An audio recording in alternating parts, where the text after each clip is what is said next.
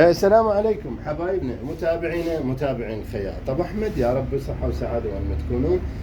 كل احنا شفنا البرنسيسه اللي هي كانت مميزه واكثر من روعه، اللي بيها كيبورد صدر وظهر، وما ننسى شغل المساطر الحلو. اليوم تميزت عندنا الردن بهذا الشكل الحلو اللي هو اخذ شكل مثلث، وبنهايه المسطره كانت هذه 3 دقم. حقيقه فصال من اروع ما يكون. المسطرة نازلة تناسق كل الموديل وكل الفصال بمساطر حلوة، واللي انتهت بهذا الكيبورد اللي هو أكثر من روعة. وهذه الأشياء الهندسية، هذه مسطرة وهذه طلعت عندنا مسطرة، وأكيد بالجانب الثاني مسطرة. هذه فصال برنسيسة كجول، يعني يلبس تقدرين تلبسينه على كل شيء.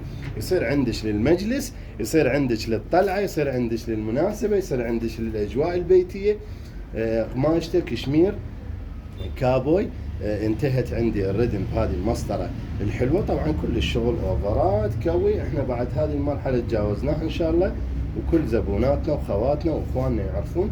لكن ننوه على بعض التفاصيل وبعض اللمسات الحلوة اللي نشتغلها بهذا الشكل. مثل ما تعرفون هذا الظهر ايضا حسب طلب الزبونة الاخت، امرادته كيبورد.